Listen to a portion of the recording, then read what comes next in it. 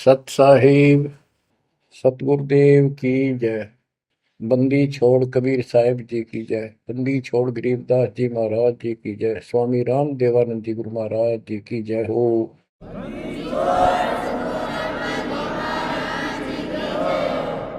सर्व संतों की जय, सर्व भक्तों की जय, धर्मी पुरुषों की जय। श्री काशी धाम की जय, श्री सुडानी धाम की जय, श्री क्रोथा धाम की जय, श्री बरवाड़ा धाम की जय।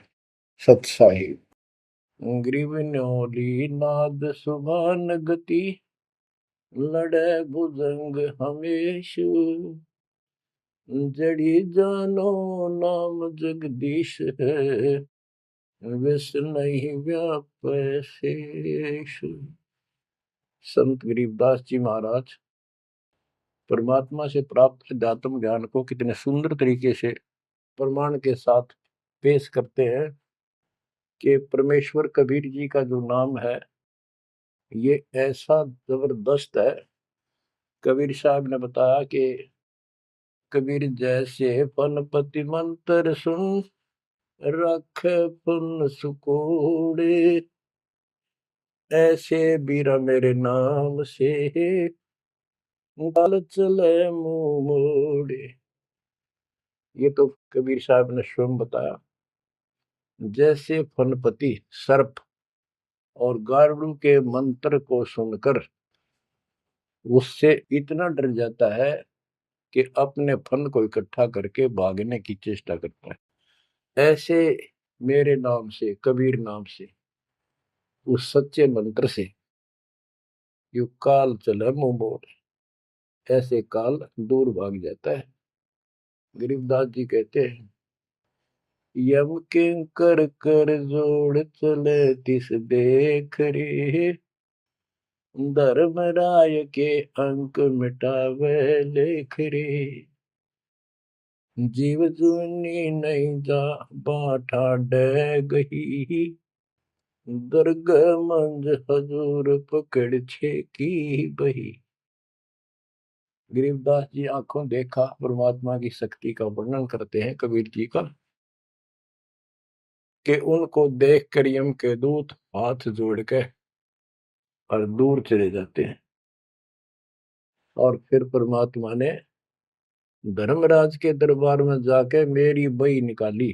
बही वो बुक, वो पैड जिस पे अकाउंट लिखा था, और परमात्मा ने कहा ये मुझे दो, ये मेरा भक्त हो गया, इसने मेरी दीक्षा ले ली। वह पैड पाट दी दाता ने वहीं पर और फेंक दी कूड़े में।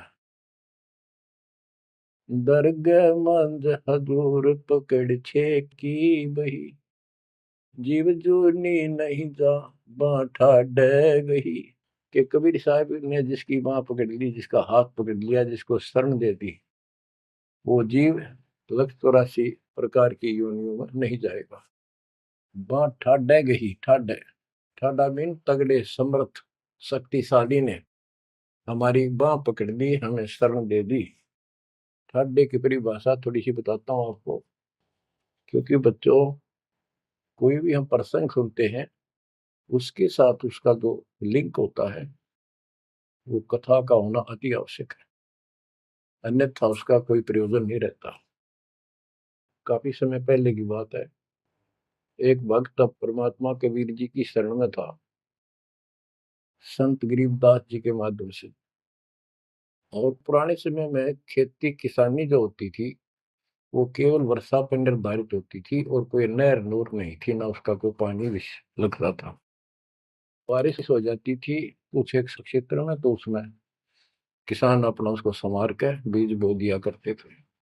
जमीन ज्यादा हुआ करती थी उस समय। उस भगत की बहन के क्षेत्र में वर्षा होगी, वहां से मैसेज आया कि हमारे यहाँ बारिश हो गई है और सभी खेत एकदम बाने योग्य हो गए, बोने योग्य हो गए, हेल्प के लिए आओ। वो अपने बैल, अपना हल लेकर चला गया, उसको दूसरे खेत में भेज दिया। स्वयं उसका जो जीजा था, बहन का बटेऊ पति, वो अपने बैल लेकर दूसरे खेत में चला गया। जिस खेत में वो भक्त गया, दिन में हल चलाया, दोपहर के समय उस समय रेस्ट देते हैं बैलों को, पेड़ के नीचे चला गया। फिर वहां देखा आसपास एक तालाब थी, छोटी सी तलैया जोड़ी, उसमें कुछ पेड़ पेड़ थे, पानी था।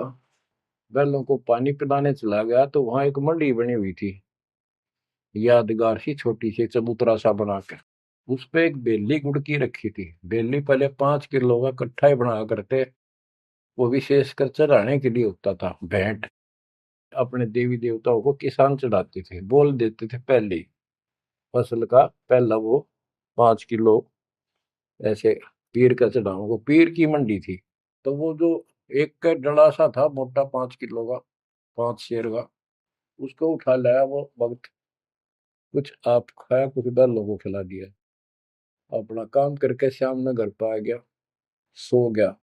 रात्रि के 12 बजे के आसपास एक 4.5 फुट का, टोपी सिर पे, सफेद कपड़े, दाढ़ी, जैसे मुसलमान वेशभूषा हो, आके उससे 10 फुट दूर खड़ा होके और कहने लगा, तेने मेरा गुड़ कैसे खा लिया, तेरी हिम्मत कैसे पड़ गई, तो ठाड्डे की शरण में है, इसलिए बच गया, न तुझे मारता और तेरे दोनों बैलों को मारूंगा। मेरी पार नहीं बसाई, और कति लाल आंख कर रखी, और बहुत गुस्से में था। यूं कह के वो चला गया। भगत को भी फिर थोड़ा सा एहसास हुआ, यूं के भला थी। बाकी इतना तो विश्वास था कि समर्थ की शरण में हो, इस तरह के कुतरुओं का कोई बहुत नहीं। फिर भी मन में था, भी कहते ये बात हुई तो हुई क्यों, ऐसा के कारण हो गया। उसने अपनी बहन से पूछा कि बहन, ऐसे ऐसे उस मंडी पे गुड़ चढ़ा रखा था आपके खेत में, किसकी बना रखी है वो आपके खेत के बराबर में, जोड़ी पे, तालाब पे। तो उसकी बहन बोली, के बात हुई भाई, क्योंकि एक बेली चढ़ा रखी थी, किसी ने गुड़ की रखी थी, मैं उठा लिया, उड़ा कुत्ते खाओ उसने, मन बहला थी, खिला दी, कुछ आप खा ली। उसकी बहन बोली, रे के क्यों जुल्म कर दिया तेने, को उठा लिया तू वहां से, रोड लागी नो। सुनते ही भाई बोला, मेरी तो सुन ले सारी।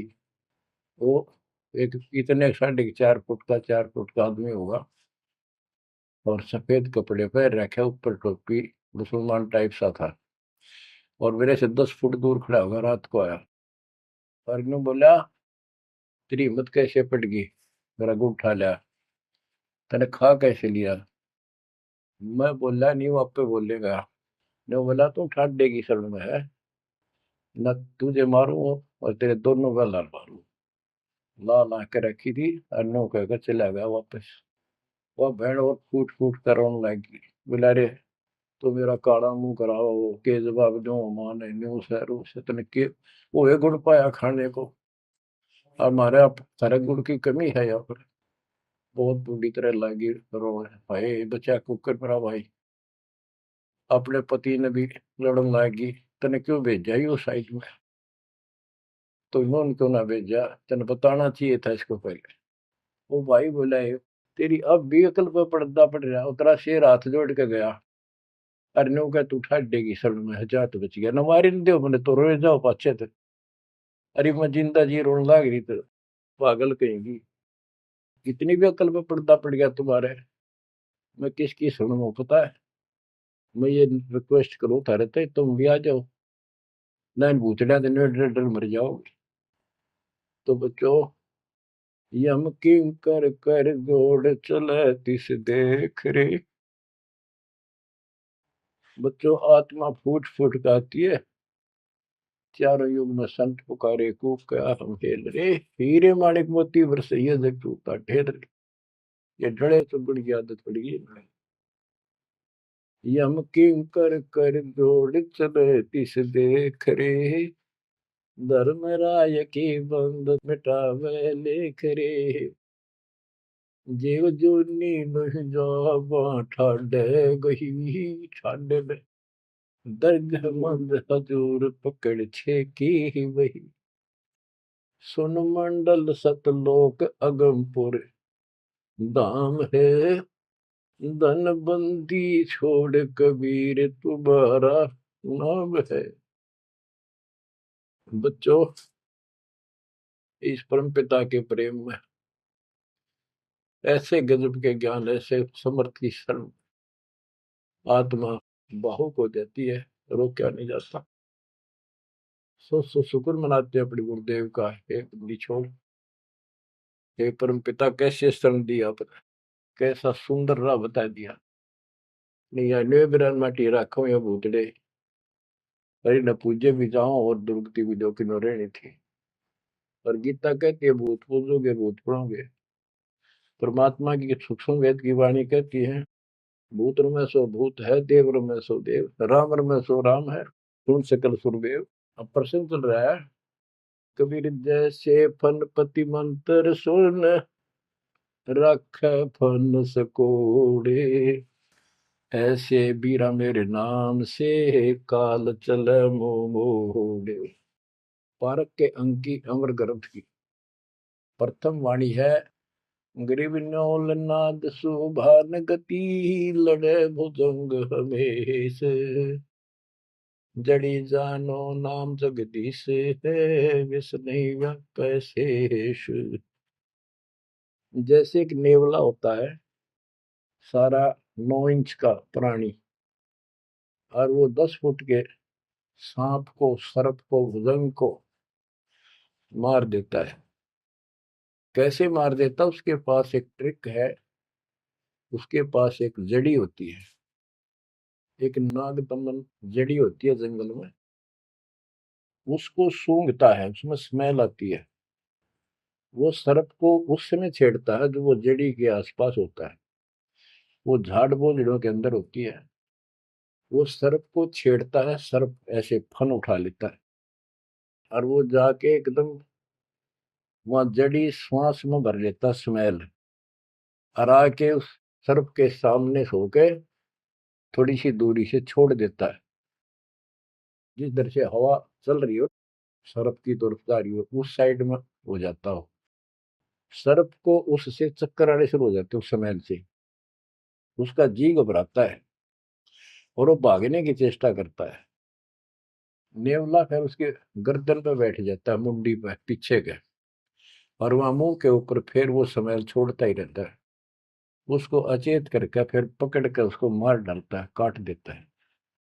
तो बच्चों, गरीबदास जी ने बताया कि कबीर परमेश्वर का यो सच्चा नाम सतनाम और सार नाम।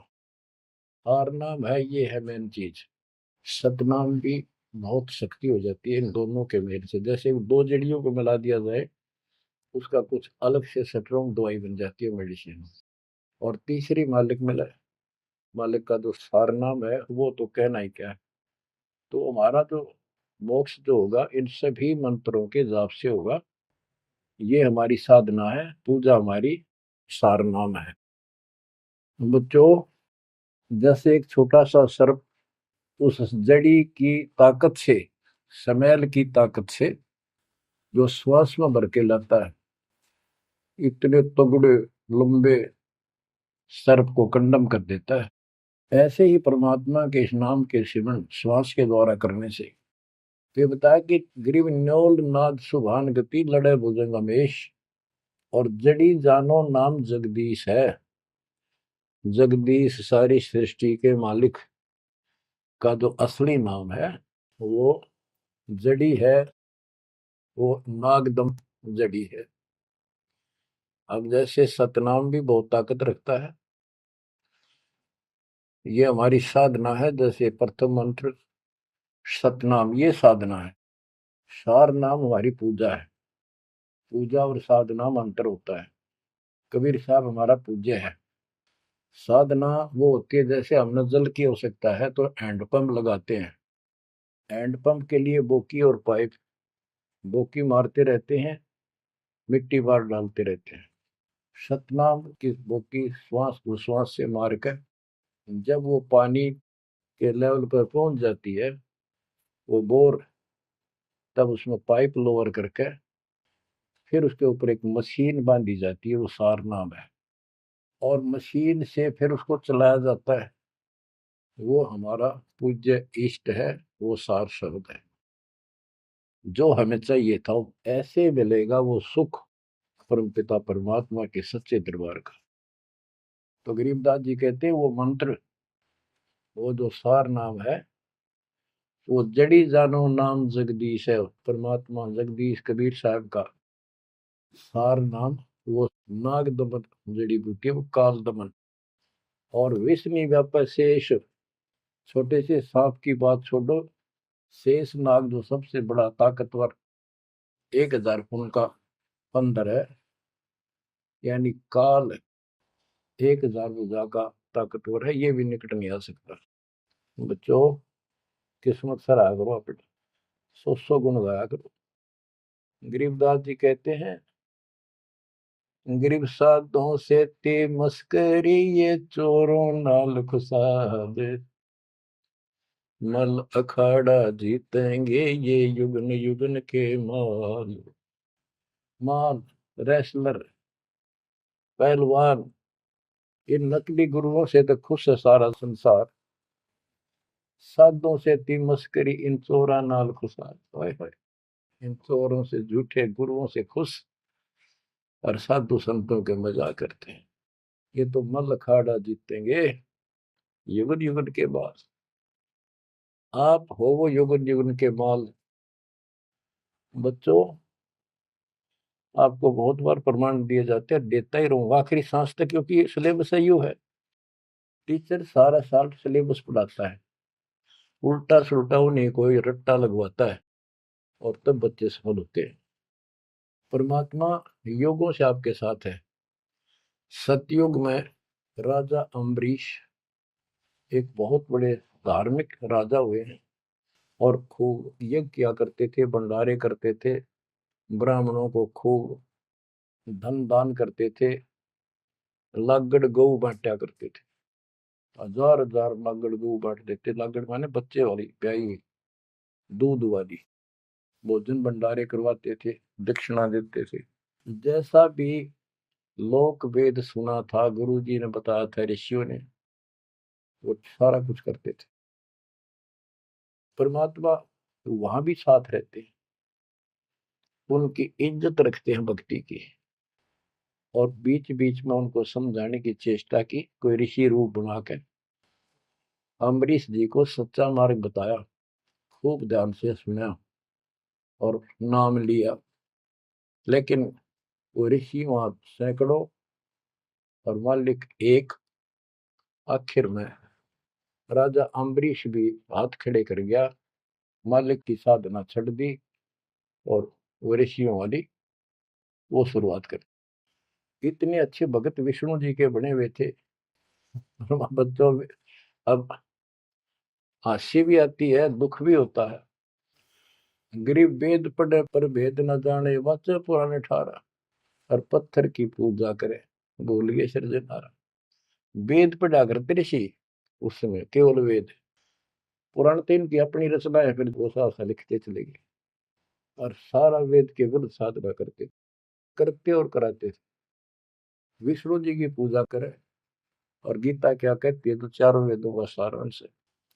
विष्णु 3 गुणों में से एक सतगुण है। इन तीनों गुणों की भक्ति तक गुण में माया के द्वारा जिसका ज्ञान हरा जा चुका है, यानी इसी तक सीमित है, जो राक्षस स्वभाव को धारण किए हुए मनुष्यों में नीच दूषित कर्म करने वाले मूर्ख, ये मेरी भक्ति ना करते। तो अम्बरीश वही साधना करता था, लेकिन पिछले संस्कार किसी, जैसे भी चल रहा भक्ति युग बच्चों, आप इन बातों को बार बार सुनोगे तो आपके दिल में समा जाएगी अकाड़ी सच्चाई ये है। अब ये भक्ति काल शुरू हो गया, मोक्ष काल समझो। इसमें हजारों वर्षों तक चलेगा, अरबों भगत बच्चे बेटा बेटी पार होंगे, जो चलेगा जो भी लाखों वर्ष और भी चलेगा। लेकिन वो साधना करते रहेंगे, लेकिन उनका विश्वास इतना नहीं बनेगा, वो फिर यही रह जाएंगे काल के जाल में। उन्हीं में से फिर, क्योंकि उनकी भक्ति जबरदस्त है, शास्त्र अनुकूल है, अगले सतयुग में उन्हीं पुण्यात्माओं को काल जन्म देगा। उनको पहले ऊपर के लोकों में रखेगा, ऊपर के लोकों में, स्वर्ग में देवता हजारों लाखों वर्ष वहां रहेंगे। यानी एक कोल्लू के साथ चक्कर है, चैन है, चैन। उस चैन पर जैसे डाल देते हैं, ब्रह्मलोक में गए, फिर चक्कर काटते काटते विष्णु लोक, शिव लोक, सारे अपने कर्म फोड़ के भोग के खत्म करके, फिर भी उनके पुण्य इतने बच जाते हैं कि सतयुग में जन्म देते हैं उनको। और सतयुग में भी अच्छे पुण्यकर्मी फिर राजा बनते हैं। और वह भक्ति, ये वाली भक्ति कसक और वो शेष बची ताकत फिर भी साथ रहती है। और इस कारण से भगवान भी उनके साथ रहना पड़ता है। जो बच्चा गऊ की नजर में, यूं साईं को संत, भक्तों के पीछे फिरे भक्त वत्सल भगवंत। कबीर जो जन मेरी शरण है, ताका हूं मैं दास, गेल गेल ला गया करो जब लग धरती आकाश। तो अपने इस विधान अनुसार अम्बरीश से मिले। ठीक है, एक बार तो यह बात इतनी गजब की है, सारी ठीक ठीक लगती है, लेकिन माहौल खराब होता है। ये ज्ञान बताने वाला एक होता है, दूसरा समर्थक नहीं होता। उस दिन में वो भूल जाते हैं और इसी लोग बहका देते हैं, कहाँ सी बातें करते हो, वेदों में ऐसा कहीं नहीं है, वेदों में ऐसा नहीं है। अब दास तो कहना चाहता है, फिर अगले जन्म उस भक्ति से वो अम्बरीश राजा स्वर्ग गया, स्वर्ग में अपने पुण्य भोगे। फिर त्रेता युग में फिर राजा जनक के रूप में वह आत्मा ने जन्म लिया। वहां भी खूब भक्ति करी, विष्णु के कट्टर पुजारी। वही भावना वही भाव फिर भरा हुआ था, परमात्मा फिर भी मिले उनको। लेकिन राजा और सिद्धियां इतने ठाठ बाट और बकाने वाले वो गुरु निरे ऋषि हमारी ऐसी घिस काट रखी काल में, हम ऐसे मूर्ख बना रखे, थोड़ा सा भी सुख हो जाए, कोई प्रभुता कोई पद प्राप्त हो जाए, हम खुद भगवान बन जाते हैं। लेकिन पिछली धार्मिकता के अनुसार हम कुछ धार्मिक भी बने रहते, लेकिन रहते वही के वही। और अम्बरीश राजा इतने अच्छे भगत थे, पिछली सिद्धि शक्ति मालिक की वो भक्ति की सही थी। एक बार दुर्वासा ऋषि ने उनके ऊपर सुदर्शन चक्कर छोड़ दिया। दुर्वासा कहता था कि तू ये साधना छोड़ दे, मैं बताऊं वाह कर। अम्बरीश ने हाथ भर ली पर छोड़ी नहीं। अगली बार गया, उसने गुस्सा हो गया कि तू मानना नहीं मेरी बात, तेरा सिर काट दूंगा, इतना गुस्सा। सुदर्शन चक्कर छोड़ दिया। सुदर्शन चक्कर राजा अम्बरीश के पैर छू के और दुर्वासा ने मारने खातिर वापस चाल पड़ा। दुर्वासा भागता फिरा तीन लोक में, कितने उसने गुफा नहीं मिली जरा बच जा, कुछ संरक्षक नहीं पाया। परमात्मा कबीर जी ने विष्णु रूप बनाया, एक सवाल आ दी, एक मिनट में के कर दी कर दिया बोलो में।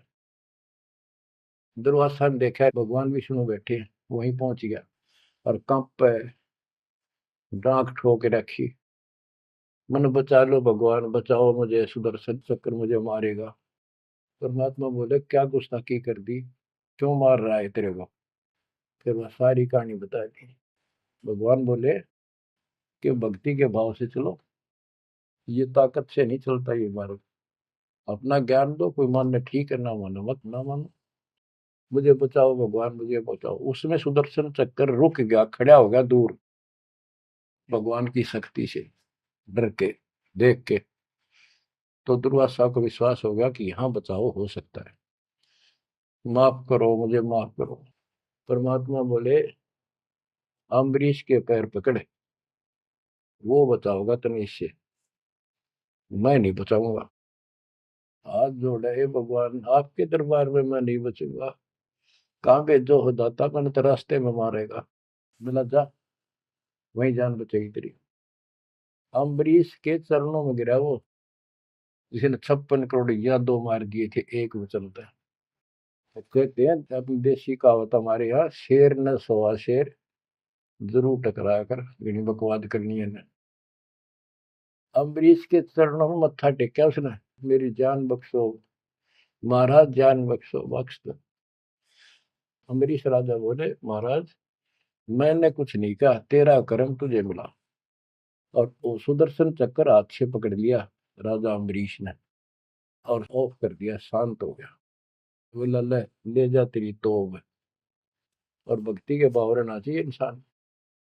बच्चों, अम्बरीश राजा की इतनी महिमा होगी, ऋषि भी हैरान थे जो उनके गुरु लोग थे। वो नहीं छोड़ कहते, मन तू सुख के सागर बस रे, और न ऐसा यस रे। तू सुख के सागर बस रे, ये झूठे यशों में कुछ नहीं धरा। वह सतयुग में महिमा होगी, फिर राजा जनक बन गए। राजा जनक वही भाग्य बाबा नानक बने।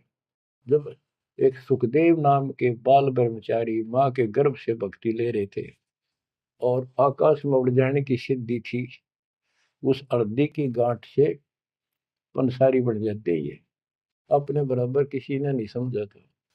राजा जनक के पैरों में पड़कर स्वर्ग तक जाने का विरोध करवाया। वो मोक्ष तक बहुत दूर की बात है, वो तो मार्ग ही नारा है। गरीब सुखदेव ने 84 भुगती बिना पजावे खरगो, तेरी क्या बुनियाद परानी, तू पेंडा पंथ पकड़ो। के सुखदेव जैसे ऋषि जिसकी टूटी बोला करती, सारे देवता उसका सम्मान करते थे, बड़ा पहुंचा हुआ है, वो भी फिर 84 लाख योनियों में गया। राजा जनक से दीक्षा ली।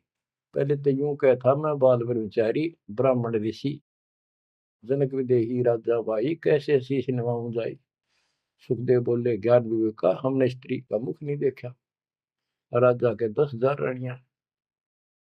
तो गरीबदास जी कहते हैं, गोरख से ज्ञानी गणे सुखदेव जति जिहान। वो अपने आप को जति मान रहा था।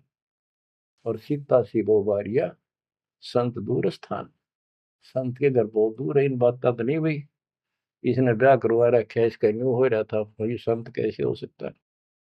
10,000 रानी थी, फिर भी उस नकली से दो भी अच्छा था राजा जनक। बच्चों, ये मूल ज्ञान है, ये निचोड़ है, निष्कर्ष है, ये तत्व ज्ञान है।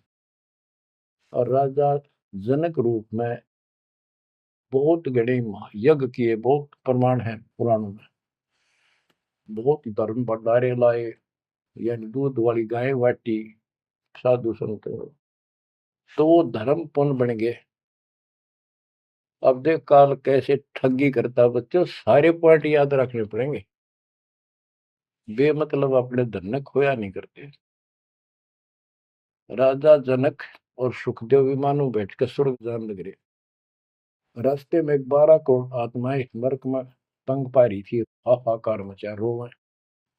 राजा जनक ने कहा, ये आवाज कहां से आ रही है चिल्लाने की, रोको मेरा विमान रोको। रोक दिया। उनको बताया गया कि यहाँ एक नरक है, उसमें 12 करोड़ आत्माएं जीव अपने कर्म दंड भोग रहे, पाप। राजा ने कहा, इनको छोड़ दो, इनको कष्ट ना दो। तो वहां जो उनके साथ गए थे देवदूत, यमदूत, वो कहने लगे, जी यहाँ आपका हुक्म नहीं चलता, यहाँ का राजा धर्मराज है, उसके आदेश से सब कुछ होता है। बोला, या तो मुझे इस नरक में डाल दो, मुझे भी यहीं छोड़ दो, ना इनको निकालो।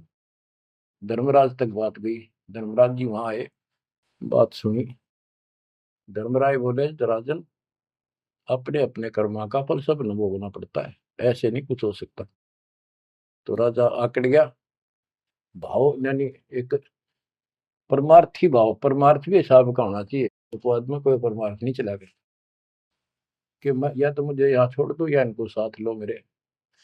तब धर्मराय ने एक विकल्प निकाला कि आप अपने पुण्य दे दो इनको, आधे या जितने चाहते हो, उतने समय तक इनको आपके साथ वहां स्वर्ग में भेज देंगे। राजा ने 50% पुण्य दान कर दिए। सबको बिठा के 12 करोड़ आत्माओं को विमान में बिठा के और स्वर्ग ले गए। बच्चों, सुखदेव ने गलती करी नहीं, वो तो आज तक स्वर्ग में है। और वो राजा जनक ने आधे पुण्य खत्म कर दिए, बाकी के पुण्य में पिल्ला झाड़ के खा के खर्च के खो खंडा के बाबा नानक रूप में जन्मे। पहले राजा थे 2 जन्मों में, दुनिया भर के नौकर होते थे, और फिर हैंड टू माउथ हो गए, खुद नौकर लगे नवाब के मोदी खाने में, गोदाम में। अब बच्चों, अब हमने सावधानी न्यों भी बरतनी है, अपने नाम ने अपने भक्ति ने नष्ट नहीं करा, किसी के ऊपर भावुक हो गया। एक बताओ था कि मैंने अपने भाई दुखी हो रहा था, उसको अपने पुण्य दे दिए, भक्ति दे दी, वो तो ठीक हो गया, मेरी डूबती हो रही है, बुरा हाल हो रहा ना, वो दिक्कत होगी, बीमारी होगी, आगे तागे दुख होने लग के। तो ये बकवाद नहीं चले, मर्यादा जो बनाई है उसको संभालो। तो कहने का भाव ये है कि आपको इस पॉइंट पे लाना चाहता हूं। अब राजा जनक राजा थे, राजा अम्बरीश राजा थे वो बाबा नानक बने, खुद नौकर लगे राजा के। अब यहाँ आकर हमारी बात टिकती है कि साधों से तीमस करिए चोरा नाल खुशाल, मल अखाड़ा जीतेंगे ये युग युग के बाद। यानी भक्ति की चाह, भगवान की चाह उनके में तब भी थी, पर एक्सरसाइज गलत थी। अब परमात्मा फिर मिले उनको आकर के। अब वो भौतिक धन में निर्धन थे, पर अध्यात्म धन के भरे पड़े थे। पिछले पुल गजब के थे भक्ति वाले। एक तो धर्म कर्म किए होते हैं वो, और एक होते भक्ति की शक्ति। वह न्यो की नो डटी थी उसकी, वो पुण्य खत्म कर दिए थे उसने। तो वो भक्ति उस कारण से परमात्मा फिर आकर मिले। अब वो हैंड टू माउथ था, सुन ली। राजा होता तो तब भी ना सुनता। तो बच्चों, आज आप से कितने निर्धन हो और कितने धनवान हो, आप उस मालिक के सच्चे बच्चे हो। पिछले जन्म जन्मांतर से आप भक्ति करते हुए आ रहे हो। अब परमात्मा ने अपना वो धन देखना है। कबीर सब जग निर्धना धनवंता नहीं कोई, धनवान वा को जानियो जहाँ पर राम नाम धन वही है। आपके पास वो राम नाम का धन भरा पड़ा है। और जैसे सुकुच मीन मिलता नहीं भाई, स्वाति सीप सब अड़ ही जाई। सुकुच मीन सतगुरु हो आया जिन परमात्मा का भेद बता। जैसे सीप और मोती का उदाहरण दिया जाता है कि स्वाति भी मिल गई सीप को, ऊपर की बूंद, मोती भी बन गया। लेकिन एक सुकुच मीन जब उसमें टक्कर ना मारे, उसने खुल नहीं, तो मोती माए गड़ गया और वह सीप भी मर गया। तो बच्चों, ये भक्ति धन थारा इब कभी नहीं गड़ मर जाता, सतगुरु ना मिलता था। तो अब आपका वो मोती सुरक्षित है। अब कहते हैं सुकुच मीन सतगुरु हो आया जिन परमात्मा का भेद बता। तो बच्चों, फिर बाबा नानक को मालिक ऊपर लेकर गए और उनको वो सच्चा राह बताया। उसके बाद उनकी जिंदगी बदल गई। यानी पहले वकील हो रहे थे काल के, सुने नहीं थे। अब जो बाबा नानक जी हिंदू धर्म में जन्मे थे, खत्री गोत्र था, और भगवान विष्णु कृष्ण राम कुर्बान थे इनके ऊपर। गीता का पाठ ब्रजलाल पांडे से पढ़ा करते थे और गीता पढ़ते थे। दाता मिले तो खूब तर्क वितर्क किए। आखिर में बोले अखा वेखो तो मानो। तो परमात्मा ने आई विटनेस भी बनाने थे। बेई नदी सुल्तानपुर के साथ से बह रही है। सुल्तानपुर में बाबा नानक की बड़ी बहन ब्याह रखी थी। वह अपनी बहन के वहां रहते थे, नौकरी करते थे नवाब के। सुबह सुबह स्नान करने जाया करते थे उस नदी पे। वहां परमात्मा ने 2-3 मीटिंग करी। तीसरी बार जब आए, ने बोले आंखें देखो जो मानो। बात सारी समझ में आ गई। गीता बार बार देख ली, पढ़ ली, सच्चाई भगवान कोई और है।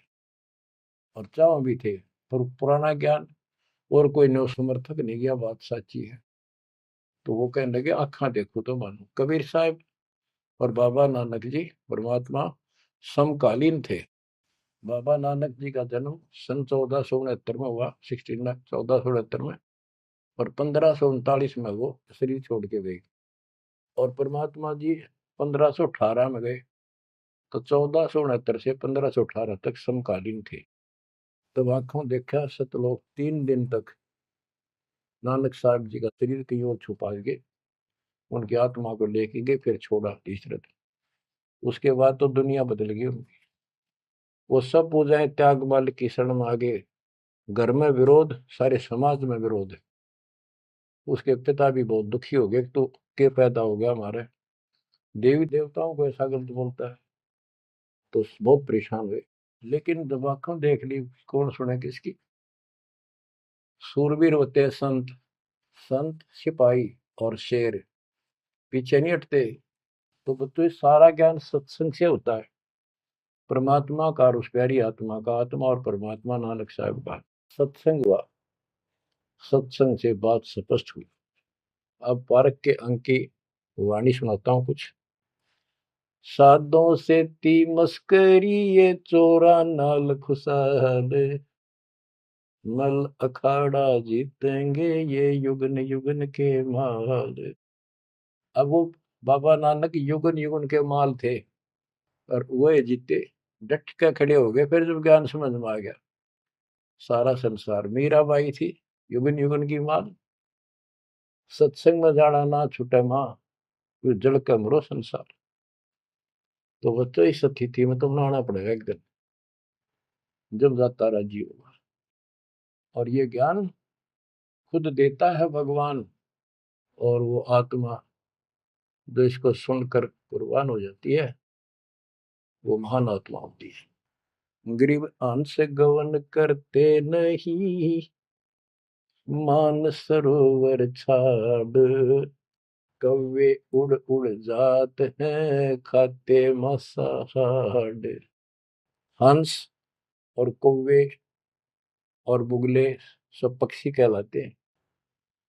हंस उस मानसरोवर को नहीं छोड़ता जहां उसका आहार मोती होते हैं, और कौवे वहां टेके नहीं, क्योंकि उन्हें तो जगह जगह जाकर मांस खाना, हाड खाड़े हाडों का मांस चाटना, किसी पशु के जख्म में चोंच मारना, ये कौवे जैसी व्यक्ति के लोगों का स्वभाव होता है कि दुखी उनका अपना उल्लू सीधा हो, स्वार्थ सिद्ध हो, ताकि अगला कितना दुखी हो। ये कौवे जैसे जीव होते हैं। अब यहाँ बताते हैं, कबीर साहब कहते हैं, गरीब अंश गवन करते नहीं, मान सरोवर छाड़, कौवे उड़ उड़ जाते हैं खाते मांसाहाड़। गरीब मान सरोवर मुक्ति फल, मुक्ता हल के ढेरे, कौवा आसन न बंद जय भूमि दीन सुमेर। गरीब कौवा रूपी बेक है, ना प्रतीत यकीन, 68 का फल मेटे करे भये दीन बेदीन। गरीब हंस दशा तो साध है, सरोवर है सतसंग, मुक्ता हलवाणी चुगे फिर चढ़त नवेला रंग। अब स्पष्ट कर दिया कि ये सत्संग जो है ये मानसरोवर है, और भगत साध ये हमारे हंस हैं। अब कौवे बुगले तो मेंढक मछली अड़ंगा कुवाड़ बकवाद करते हैं, और हंस केवल मोती खाता है। इसी प्रकार निर्विकार जो भगत आत्मा बन गए, बेटा या बेटी, वो हंस जैसे हैं। वो केवल मालिक की वाणी, परमात्मा की भक्ति और धर्म कर्म रूपी मोती खाते हैं, और फिर ये मोती खा के, यानी सत्संग वचन सुन के, फिर चढ़त नवेला रंग, एक अजब गजब रंग रंग जाता है उसकी आत्मा में। आत्मा इतनी मजबूत हो जाती है जैसे बाबा नानक की होगी, जैसे मीराबाई की होगी, ऐसी आपकी भी होगी, इस सत्संग से होगी। बच्चों, ये सत्संग मिला ही नहीं था अपने को आज तक।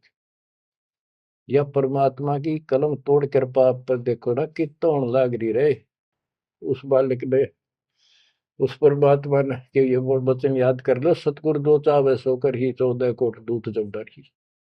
ये जो चाहे सो कर लो, ये प्रमाण देख यो कर दिया। ऊत भूत चमतरास निवार है, और चित्रगुप्त के कागज पाड़े। पुण्यात्माओं, धन्य आपके माता पिता जिनसे जन्मा, और धन्य आपकी किस्मत, धन्य आपकी पिछली करनी, और धन्य आपके इस समय को कि आपका जन्म किस समय में हुआ है।